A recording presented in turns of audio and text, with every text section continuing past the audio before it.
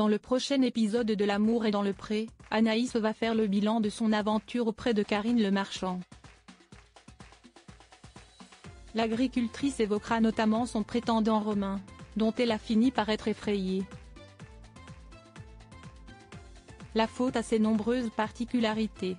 La première partie du bilan de L'amour est dans le pré est d'ores et déjà disponible sur la plateforme 6play Max.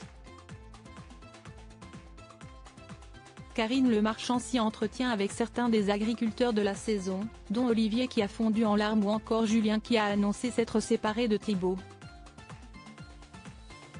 Mais qu'en est-il d'Anaïs qu'on avait laissé bien amoureuse de son prétendant Thomas? Avant de le savoir, l'éleveuse de chèvres est revenue sur tout son parcours, marqué par le passage de Romain chez elle. Un passage qu'elle n'oubliera pas de sitôt, et pour cause, le jeune boucher vendéen de 32 ans présentait quelques particularités.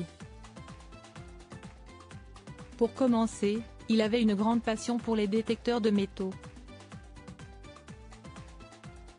Souffrant d'insomnie, Romain se levait même dans la nuit pour aller chercher des objets. Ça m'a fait vraiment peur, a avoué Anaïs. Le prétendant avait qui plus est ramené avec lui d'autres outils pour le moins étranges comme une pelle ou encore un désosseur. Et pour Karine Le Marchand d'ajouter, heureusement qu'il y avait les caméras je peux te dire.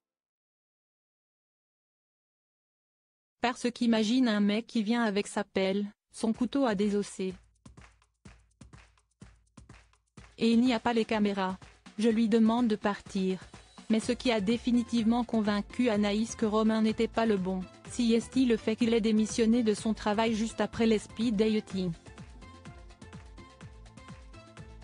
J'étais responsable rayon il y a encore 3 semaines et puis après, terminé, fin de l'histoire, avait-il annoncé en pleine soirée.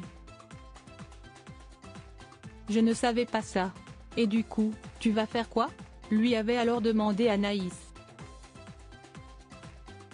Mais Romain ne savait rien. En fait, il a le camion de déménagement en bas qui attend, blaguait la jeune femme, mais riant jaune tout de même. Je pense que ça m'a vraiment achevé, ça m'a mis la pression. Et puis, j'aime bien les mecs qui ont les pieds sur terre et qui ne prennent pas des décisions trop hâtives. En plus moi je suis assez sanguine donc j'ai vraiment besoin de quelqu'un qui sait relativiser, réfléchir avant d'agir. Là c'était tout l'inverse. Ça m'a fait peur, a-t-elle confié à Karine Le Marchand.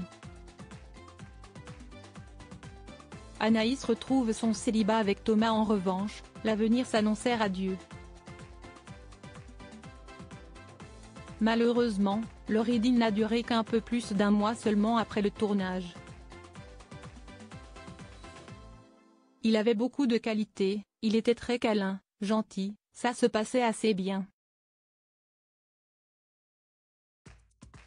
Et puis en fait, en apprenant à plus se connaître, les envies et les désirs ne sont pas toujours les mêmes.